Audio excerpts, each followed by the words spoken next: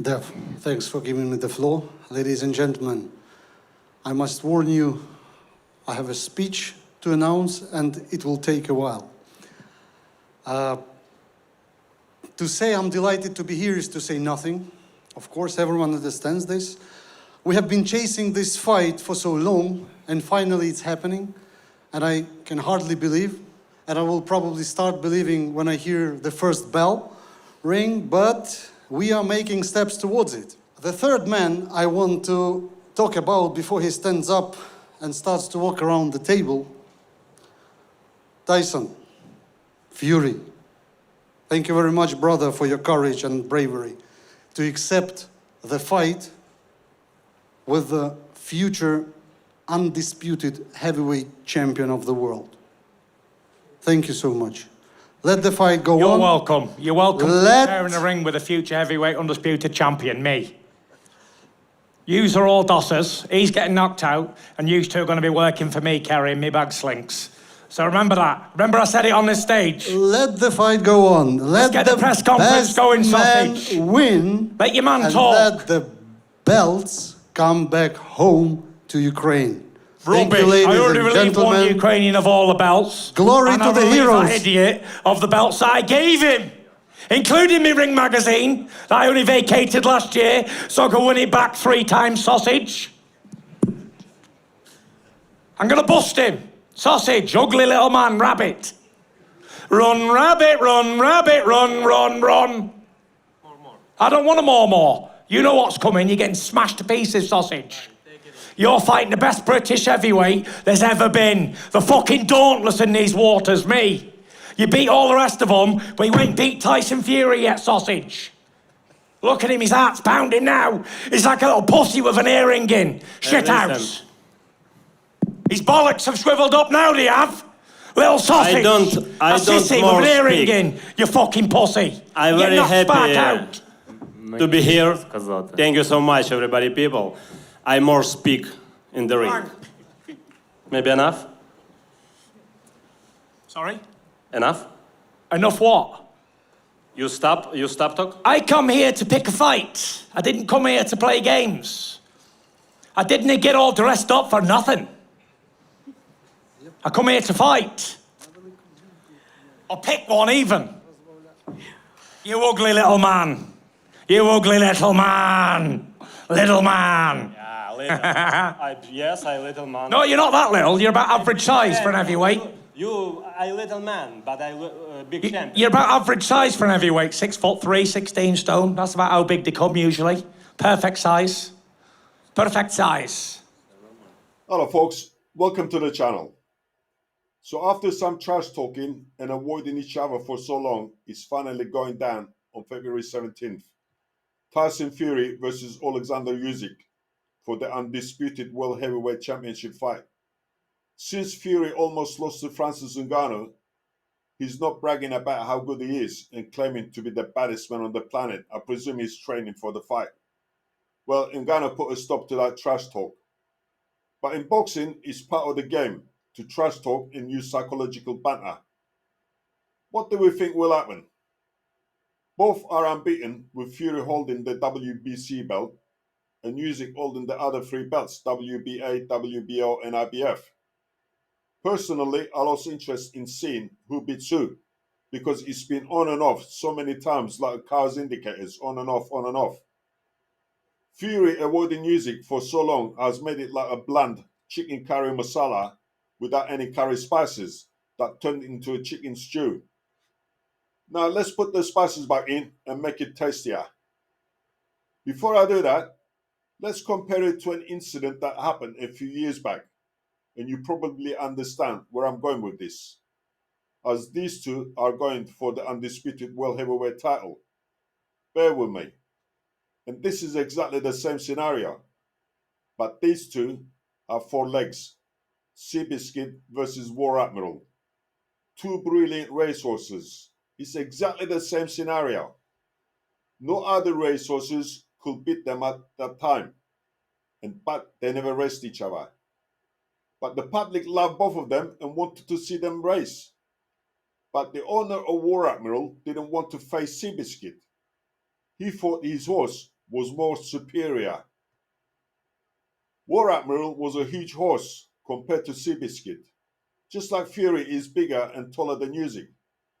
After trying to convince the owner of War Admiral to face Seabiscuit and public demand and a purse of $15,000, the race was on to see which horse was the best in the world.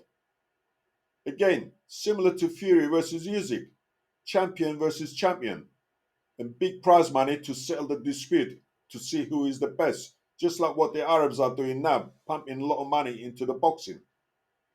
Now, the difference between these two stories is that these two horses got the attention of the whole America. When the two horses came into the racetrack to race, the whole America stopped working and glued their ears to the radios. And some even rushed to the racetrack to watch it or listen on the outside the racetrack. They couldn't get in. It was jam-packed. Can you imagine? Two great horses caught the imagination of America and wanted to see which horse was better. One, a huge horse, according to the owner, can't be beaten, and the other, small horse, that most thought didn't have a chance against War Admiral. The race was on. Seabiscuit versus War Admiral. Big horse versus the small horse. Look anxiously toward the richest match race in the history of the sport of kings. By the fall of 1938, the Seabiscuit War Admiral matchup had been rescheduled. They would meet one-on-one November 1st at Maryland's Pimlico Racecourse. The Earth's biggest match race finally becomes a reality. Here is Seabiscuit. The whole country is divided in two camps, the San Francisco Chronicle observed.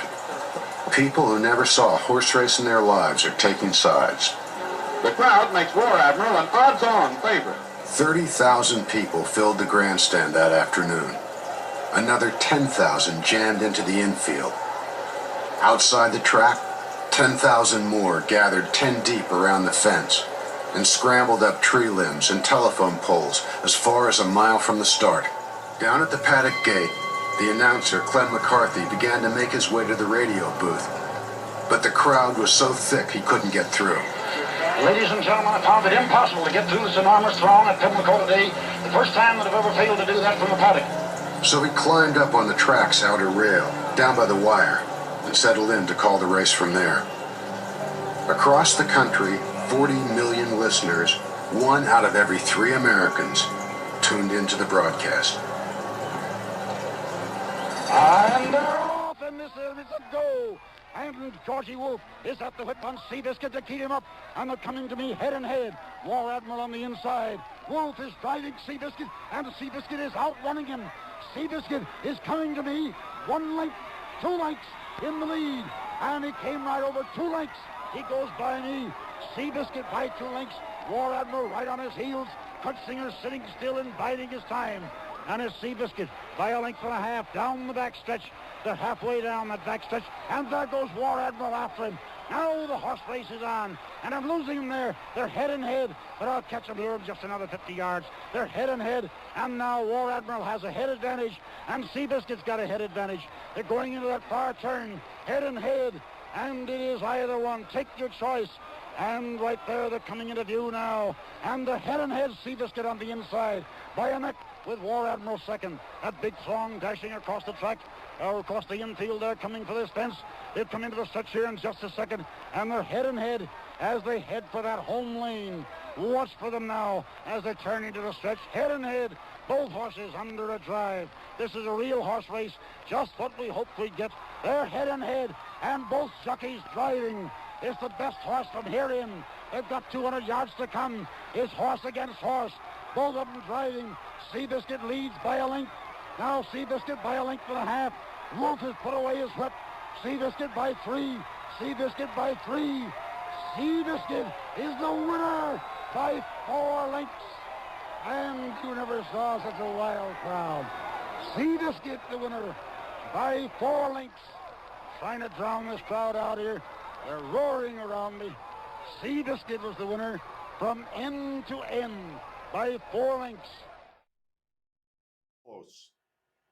But Fury versus Usyk won't get the same attention as these two horses will get.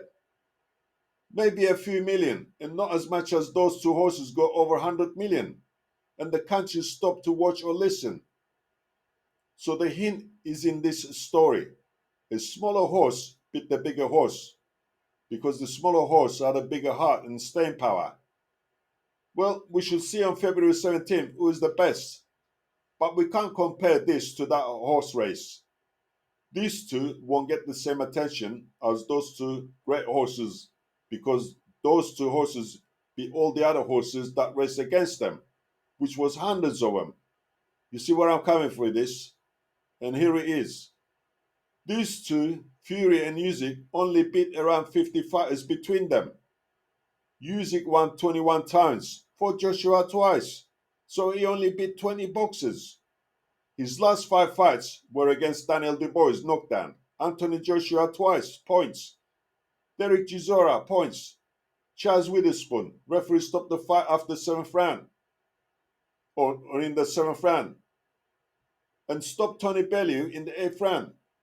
His last fight was on August 26, 2023 against Dubois. Dubois got a weak chin, so he hasn't been active for almost 7 months. Are the opponents he beat better than Tyson Fury? Well, to me, no, not really. Also, Usyk's knockout ratio is 14 out of 21 fights. Tyson Fury, on the other hand, had 35 fights, but 6 of them were against the same 2 opponents, 3 times against Chisora and 3 times against Wilder. So Fury really faced 31 opponents. Okay, he had 11 more fights than Usyk. But which one faced better fighters to claim they can beat anyone in the 4 heavyweight division? Well, in my opinion, it can go either way. And here is the reason. Fury for opponents that Usyk hasn't faced, and Usyk for opponents that Fury hasn't fought. So can't compare one from the other. See where I'm coming with this? Okay, it's a different organizations. When I look at each one's record, I will have to go with Tyson Fury, but cautiously. Fury's performance in his last 3 fights against Francis Ngannou, Derek Chisora, and Dillian White was like sparring matches. But against Wilder, he had a bit of a credibility. People are talking rubbish saying Wilder isn't a good boxer or was never good. Before Wilder lost to Parker, everybody was scared of Wilder. It's always the case. They hail someone as good, and when he loses, they say he's rubbish. Okay, what if he beat Parker? They wouldn't say Wilder is rubbish. They would say he's still dangerous. And now, because he lost, he's washed up, was never good, can't box. So to me, Wilder and Vladimir Klitschko give Fury credibility. Other advantages Fury has are his weight, height, arm reach, and ability to take a punch. Well, I think he can take a punch. In this fight, Fury's reach and awkwardness will play a big part, along with his fairly good footwork. Well, he's got a bit of a good footwork. A knockout punch. Well, he has got a bit of a knockout punch, as he knocked out more opponents than Usyk. On the other corner, we've got Usyk, a very elusive fighter with fast jabs. Not as many knockouts as Fury, but he can still knock opponents out. It's his movement in the ring, the leg work, the elusiveness, fast jabs, high boxing intelligence, and his ability to get in and out of situations and coming out of them. Precise jabs and combinations. If Fury doesn't knock Usyk out, Usyk will win on points, and he will win by a big margin. So the verdict is, I can't split them, but we'll go with Fury knockout and Usyk on points. Just like Seabiscuit versus War Admiral, a 2-horse race between 2 unbeaten fighters. Both have their good points and bad points. Any other fight will not be a problem to choose. All I can say is I have 2 bets, Fury by stoppage or knockout, or Usyk by decision. It's a close fight. So what do you think, folks?